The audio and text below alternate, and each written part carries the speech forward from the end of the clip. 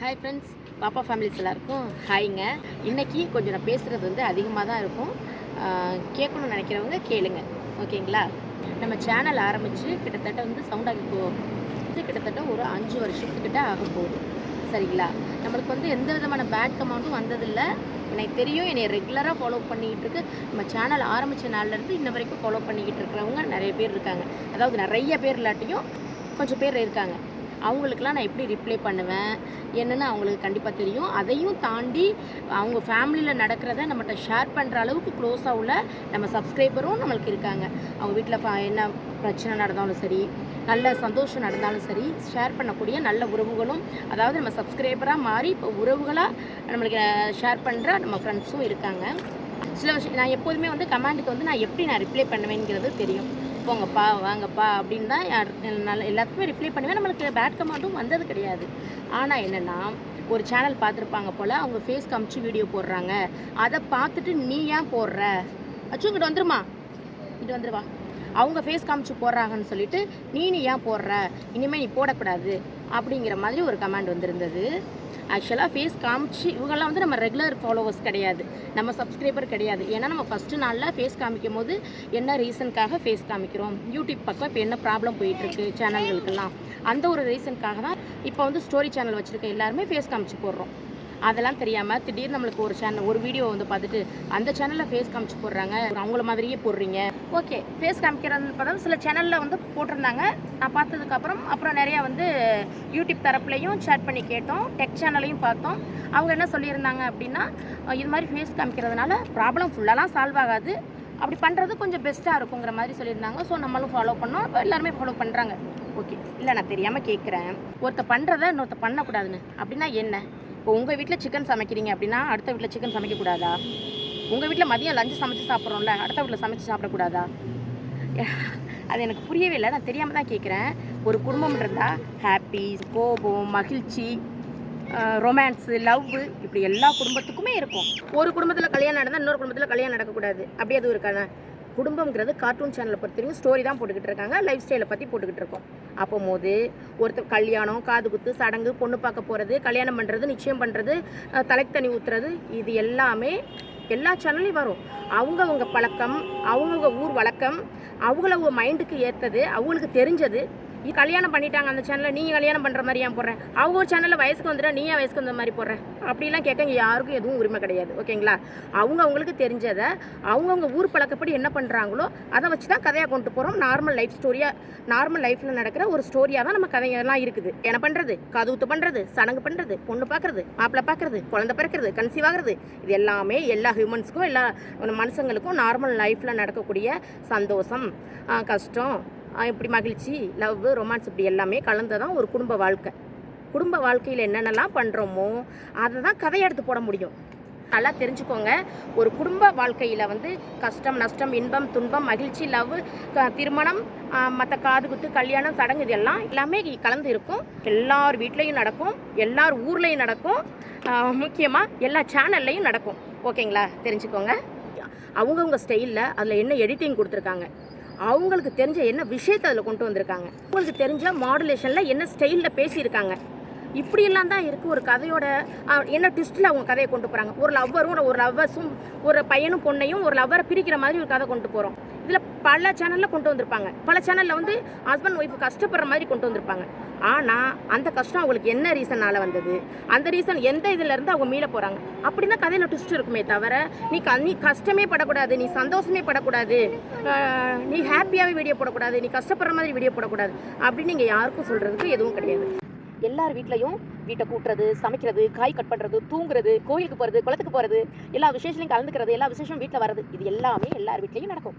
So என்னோட சேனல்லையும் இது மாதிரி விஷுவல் வீடியோஸ் எல்லாம் என்னோட சேனல்லையும் இந்த மாதிரிலாம் நான் காமிப்பேன். ஹஸ்பண்ட் ஒய்ஃப் அன்பாக இருப்பாங்க, ஹஸ்பண்ட் ஒய்ஃப் சண்டை போட்டுக்குருவாங்க, மாமியார் மருமகள் சண்டை போட்டுக்குருவாங்க, சில வீட்டில் மாமியார் மருமகள் பாசமாக இருப்பாங்க, நாத்தனாருக்கும் அண்ணன் ஒய்ஃபுக்கும் சண்டை வரும், நாத்தனாருக்கும் அன்னிக்கும் சண்டை வரும், சம்டைம்ஸ் பாசமாக இருப்பாங்க. இது எல்லாமே கலந்து தான் கதை போட முடியும், ஓகேங்களா? பார்த்தா நம்ம சேனல் ஆரம்பித்து கிட்டத்தட்ட 5 வருஷத்துக்கிட்ட ஆக போகுது. நம்மளோட 4 வருஷத்துக்கு பேக் வீடியோ போய் பார்த்தீங்கன்னு வைங்களேன், கார்ட்டூன் சேனல்லே அதாவது பத்தக்காக்கு, நம்ம கேரக்டர் செல்லம்மாக்காவுக்கு கை வச்சு போட்டது எனக்கு தெரிஞ்சு நம்ம தான் நினைக்கிறேன். அதுக்கு முன்னாடி போட்டாங்களா என்னன்னு தெரியல, போட்டிருந்தா நான் தான் போட்டோம்னு நினைக்கிறேன், நான் தான் கை கால்லாம் வச்சு போட்டோம்னு நினைக்கிறேன். அப்படி பார்த்தா இன்றைக்கி வந்து நிறைய பேர் போடலாம். இன்னும் நான் கை வச்சு அன்றைக்கி 4 வருஷத்துக்கு முன்னாடியே 5 வருஷத்துக்கு முன்னாடியே போட்டேன், நீ போடக்கூடாதுன்னு சொல்ல இங்கே யாருக்கும் உரிமை இல்லைலாம். இங்கே எல்லாருக்கும் எல்லாமே பொதுவானது, அதை தெரிஞ்சுக்கணும் ஃபஸ்ட்டு. அதுக்கு கை எனக்கு தான் சொந்தம், யாரும் வைக்கக்கூடாது அப்படின்னு யாரும் எதுவும் சொல்ல முடியாதுன்னு சொன்னாங்க இல்லையா? அது மாதிரி தான் எல்லோரும் எல்லாம் யூஸ் பண்ணுவாங்க. புக்கோசாவை முக்கியமாக வீடு இந்த மாதிரிலாம் கஷ்டப்படுற மாதிரி காமிச்சது. நான் ஒரு வீட்டுக்காக, ஒரு சொந்த வீட்டுக்காக என் லைஃப்பில் நான் எப்படியெல்லாம் போராடினேன், எப்படியெல்லாம் போராடி கஷ்டப்பட்டு உருவாக்கினேன். அதை ஒரு கான்செப்டாக வச்சு தான் நான் வனரோசாவே கொண்டு வந்தது.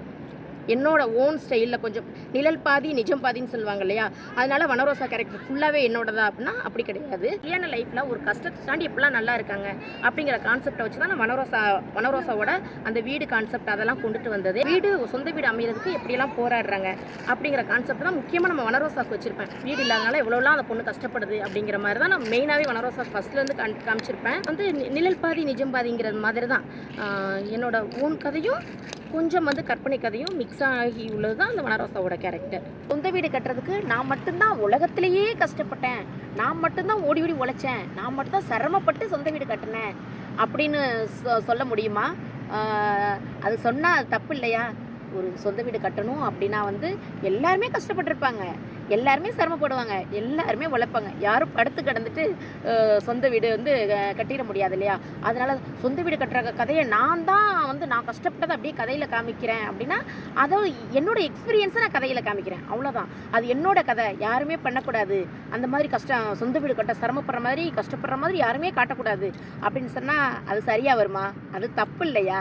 புரிஞ்சுக்கோங்க. ஒரு மந்த்லாம் வந்துருச்சுன்னு வைங்களேன், அதுக்குன்னே ஒரு நம்ம சேனலுக்காக சப்ஸ்கிரைப் பண்ணி வச்சுருக்கவங்க நிறைய பேர் இருக்காங்க. அவங்களாம் என்ன கேட்பாங்க, சிஸ்டர் நீங்கள் வெள்ளம் வீடியோ போட்டிங்களா, புயல் வீடியோ போட்டிங்கல்ல, அதில் தான் உங்கள் சேனல் பார்க்க ஆரம்பிச்சுன்னா அதெல்லாம் பயங்கரமாக நம்ம எடிட்டிங் பண்ணியிருப்போம்.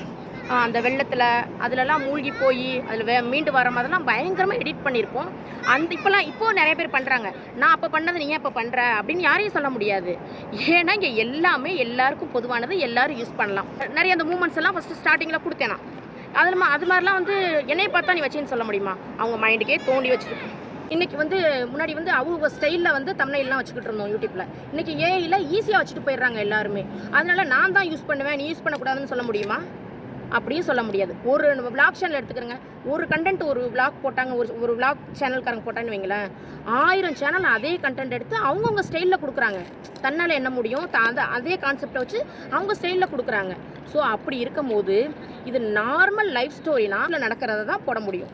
ஓகேங்களா? ஒரு புதுசாக ஒரு சேனல் நம்மளை மாதிரி கார்ட்டூன் சேனல், ஒரு ஸ்டோரி சேனல் ஆரம்பிக்கிறாங்க. ஒரு ரெஃபரன்ஸுக்கு வந்து நம்ம ஓல்டு சேனலெல்லாம் பார்க்குறாங்க. தப்புன்னு சொல்ல முடியுமா யாருனாலையும்? இது தப்பா? அதை விட நம்ம எப்படி டிஃப்ரெண்ட்டாக அதை மாற்றி கொடுக்கலாம் அப்படிங்கிறது யோசிக்கிறதுலாம் அவங்களோட ஸ்டைல் இருக்குது. இப்போ எடிட்டிங் எடுத்துக்கோங்க, நான் வந்து எடிட்டிங்க்கு வந்து ஸ்டார்டிங்கில் 4 வருஷத்துக்கு முன்னாடியே ரொம்ப இம்பார்ட்டன்ஸ் கொடுக்குறேன். பட் அவங்க ஸ்டைலில் எப்படி வீடியோவை கொடுக்குறாங்க, எடிட்டிங் எப்படி கொடுக்குறாங்க, என்னோட எடிட்டிங்னா எப்படி இருக்குன்னா 4 வருஷத்துக்கு முன்னாடி இருந்து பார்த்தீங்கன்னா நான் எடிட்டிங்கில் கொஞ்சம் அதிகமாக இன்ட்ரெஸ்ட் காமிப்போனாங்க. ஸோ என்னோட எடிட்டிங் வந்து வியூஸ் கம்மியாக போனாலும், ஃபஸ்ட்டு ஆரம்பிச்சதுலேருந்து வியூஸ் கம்மியாக போனாலும் என்னோட எடிட்டிங்கை முடிஞ்ச அளவுக்கு நான் கொடுத்துக்கிட்டு தான் இருப்பேன். அதுக்கான டைம் ஸ்பெண்ட் பண்ணி கொடுக்க தான் செய்வேன். வியூஸ் கம்மியாக போகுது, இன்றைக்கி பேசியே வீடியோ போட்டுருவோம், எடிட்டிங்கை கம்மியாக கொடுப்போம் அப்படிலாம் இருக்க மாட்டேன். பார்க்குறவங்களுக்கு வந்து ஒரு விஷுவல் அழகாக தெரியணும் அப்படிங்கிற மாதிரி தான் என்னோட கான்செப்ட் இருக்கும். இந்த மாதிரி தான் என்னோட ஸ்டைல் இருக்கும்.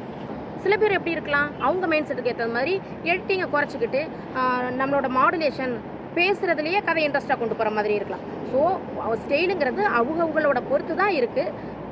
ஸோ கதைங்கிறது அவங்க கொண்டு போகிற விதத்தில் தான் இருக்குது.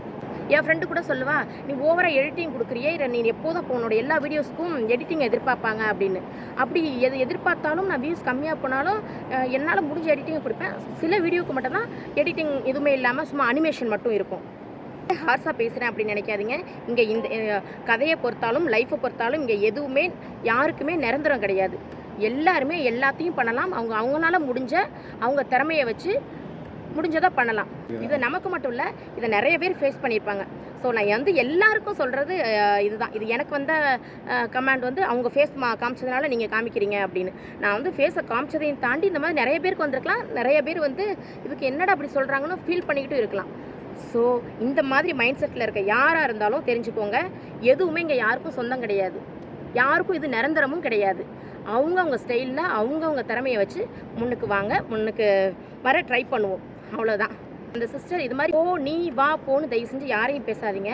நம்ம வார்த்தை நம்ம எப்படி விடுறோமோ நம்ம ஆப்போசிட்டில் உள்ளவங்களும் கண்ணாடி மாதிரி தான். நம்ம என்ன வார்த்தை விடுறோமோ அதே வார்த்தை தான் வரும். நீங்கள் போ வா நீ அப்படின்னு சொல்கிற வார்த்தை ஜஸ்ட் லெட்டரில் கமெண்டில் தான் வரும். நான் வந்து இப்போ வந்து விஷுவலாக வீடியோவில் கூட உங்களை போ வா நீன்னு சொல்ல முடியும். அது சொன்னால் நல்லா இருக்காது. உங்களுக்கு ரிப்ளை பண்ண அந்த டைமையுமே நான் இதை வேஸ்ட் ஆஃப் டைம், அதாவது உங்களுக்கு ரிப்ளை பண்ண டைம் எனக்கு வேஸ்ட்டு. ஆனால் இப்போ நான் பேசிக்கிட்டு இருக்கேன் பார்த்தீங்களா, இந்த டைம் நான் வேஸ்ட்டாக நினைக்கல. ஏன்னா வந்து என் மனசில் உள்ளதை சொல்கிறதுக்கு நீங்கள் கொடுத்த ஒரு வாய்ப்பாக எடுத்துக்கிறேன். ஓகேங்களா? இந்த மாதிரி எனக்கு மட்டும் இல்லை, வேறு எந்த சேனலுக்குமே அவங்க ஃபேஸ் காமிக்கிறாங்க நீங்களும் காமிச்சு போடாத, அவங்க வந்து கல்யாணம் பண்ணுறாங்க நீ கல்யாணம் பண்ணக்கூடாது, உங்கள் ஸ்டைலில் அவங்க பண்ண தான் செய்வாங்க. ஓகேங்களா? ஓகே, கூல் ஆகிட்டேன். இப்போ நான் பேசுனது வந்து கண்டிப்பாக ஒரு யூடியூப் சேனல் வச்சுருக்க அல்லது நம்ம கார்ட்டூன் சேனல் வச்சுருக்க நம்மளோட ஃப்ரெண்ட்ஸ், நம்மளோட தோழிகள் இதை பார்த்தீங்கன்னா கண்டிப்பாக அகிலா என் மனசில் உள்ள பாரமே குறைஞ்சிருச்சு, நான் பேச நினச்சதெல்லாம் நீ பேசிட்ட அப்படின்னு கண்டிப்பாக நிச்சயமாக நீங்களும் ஃபீல் பண்ணுவீங்கன்னு எனக்கு நல்லாவே தெரியும். நம்ம மேலே நல்ல அபிப்பிராயம் நல்ல பாசம் வச்சுருக்கவங்க கேட்குறத விட கண்டிப்பாக இந்த மாதிரி நினச்சிக்கிட்டு இருப்பாங்க இல்லையா, அவங்களுக்கு போய் இது ரீச் ஆச்சு அப்படின்னா வீடியோ எடுத்ததில் எனக்கு ரொம்ப சந்தோஷம், ரொம்ப திருப்தியாக இருக்கும்.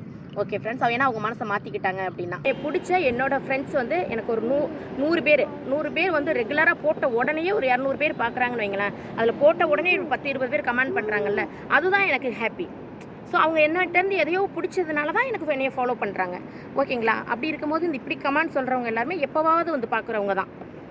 நான் ஃபஸ்ட்டு வீடியோவில் என்ன ரீசன் சொல்லியிருப்பேன் அதெல்லாம் காதில் வாங்காமல் வந்து பார்க்கறது தான் இப்படி பேச காமிக்காத இதெல்லாம். நம்ம சேனலுக்கு பேட் கமெண்ட் வராது. அப்படி வந்தாலுமே என்ன வரும்னா, சிஸ்டர் நீங்கள் கதையை ஸ்லோவாக கொண்டு போகிறீங்க, சிஸ்டர் கதை போராக இருக்குது, டைம் கம்மியாக இருக்குது, நெட்டு அடி நாயே உன்னை பிச்சு நீ இப்படிலாம் பேசிக்கிட்டு இருந்தேன்னா நெட்டு உனக்கு கொஞ்சம் வாய் ஓவர் தான் மனரோசா உங்களுக்கு கமெண்ட் வரும். இதெல்லாம் வந்து ஒரு அன்பின் வெளிப்பாடாக தான் நான் எடுத்துக்கிறேன், பேட் கமெண்டாக எடுத்துக்க மாட்டேன். கதைக்கு நல்லா மூழ்கி போய் ரசித்து பார்த்தனால தான் அப்படிலாம் வராங்க. அவங்களுக்குலாம் நான் அன்பாக தான் பதில் சொல்லுவேன். ஏன்னா வந்து ஆமாம் மனோரசனிக்கு ஓவராக தான் சிஸ்டர் பேசிட்டா, நெட்டுக்கு ஓவர் தான், போய் வீட்டை பாரு நெட்டு, இந்த மாதிரிலாம் பேசுகிறவங்களுக்குலாம் அன்பாக தான் நான் சொல்லுவேன். நம்ம சேனலை ஃபாலோ பண்ணுற எல்லாருக்கும் தெரியும். வந்து ஹாப்பியாக வந்து இன்ட்ரோடக்ஷன் ஸ்டார்ட் பண்ணணும், வீடியோ ஸ்டார்ட் பண்ணணும்னு நினச்சேன்.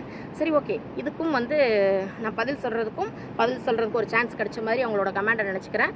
பிடிக்காட்டி தயவு செஞ்சு என்னோட சேனல் பார்க்காதீங்க சிஸ்டர், அதான் நான் சொல்ல வர்றது. அப்புறம் நம்மளோட ரொம்ப நாள் ஃபாலோவர்ஸ்னு சொல்லலாம், ஃபாலோவர்ஸுங்கிறத விட சிஸ்டர்னு சொல்லலாம். அவங்களுக்கு வந்து கல்யாண நாள். அவங்களோட ஹஸ்பண்ட் பேர் வந்து அந்த பிரதர் பேர் வந்து விக்னேஷ் அண்ணா, வினிதா சிஸ்டர் 2 பேரும் நீண்ட ஆயுளோட சந்தோஷமாக ஹாப்பியாக மகிழ்ச்சியாக ஒருத்தருக்கு விட்டு கொடுத்து நிம்மதியான லைஃப் வாழணும்னு சொல்லிட்டு நான் ஆண்டவன்கிட்ட வேண்டிக்கிறேன். நல்லா இருப்பீங்க, என்னோடய வாழ்த்துக்கள். ஓகேங்களா? வீட்டில் எல்லாரையும் கேட்டேன்னு சொல்லுங்கள். அப்புறம் நம்மளோட ஃப்ரெண்ட்ஸ் எல்லாரும் ரெகுலராக நம்மளை 4 வருஷமாக ஃபாலோ பண்ணிக்கிட்டு இருக்கீங்க பார்த்தீங்களா, ஒவ்வொருத்தவங்களுக்கும் என்னோட மனசில் ஒவ்வொரு இடத்த பிடிச்சிருக்கீங்க. அவங்கள பற்றியெல்லாம் நான் அடுத்தடுத்து வந்து கண்டிப்பாக நான் சொல்கிறேன், ஒவ்வொருத்தவங்களையும் தனித்தனியாக. ஓகே ஃப்ரெண்ட்ஸ், இன்றைக்கி வந்து வீடியோ இதுவே நிறையா வந்திருக்கும். இதோட கொஞ்சமாக ஒரு வீடியோ போடுறேன், ஈவினிங் கூட இன்னொரு வீடியோ போடுறேன், தப்பாக நினச்சிக்கிறாதீங்க. ஓகே ஃப்ரெண்ட்ஸ், பை, நன்றி.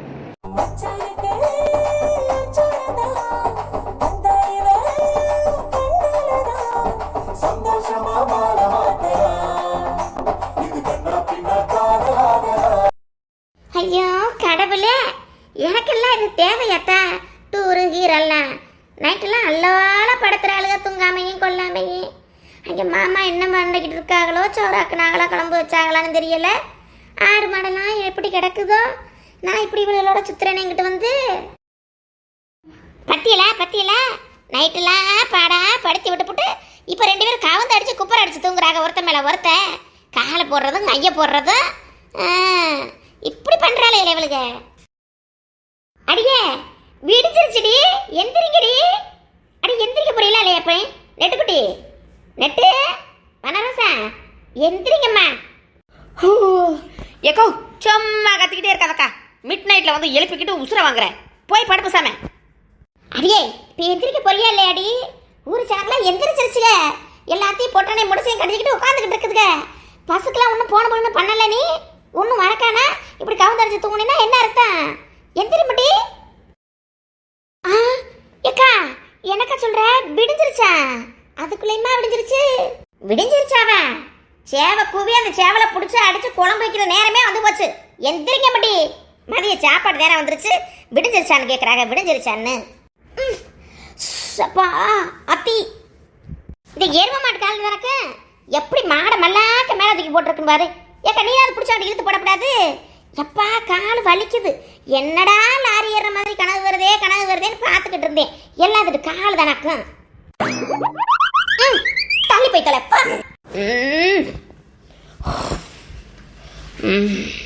ஏக்கா என்ன நீ சீப்பு கை மணிக்கிற? எல்லாத்தையும் எடுத்துட்டு வச்சுட்டியா? ஊர்க்காரி எல்லாம் கிளம்பிடுச்சு இலக்கும். இருக்கான போய் மூஞ்சி கழிட்டு ஓடியாரேன். வனரசா பக்கெட்ல தண்ணியே குளி. நல்லா சுடு தண்ணி தான் கலந்து வச்சிருக்கேன். ஆமா தண்ணி பைப்ல சில்லுன்னு வருதுடி. சப்பா ஒரு தேரை கிளப்பி விட்டாச்சு. இதை இன்னி கிளப்பம்னு அடியே எந்திரிக்கிறாளே. எதையாவது கரண்ட் இடியை வச்சு சூட வச்சு விட்டு போடுவேன். எந்திரி. சூடா எக்கா நீ பசங்க வச்சு தொலைஞ்சிடாத இருக்கா. ஒரு 5 நிமிஷம் சூடு வச்சு போறாத நீ வேற.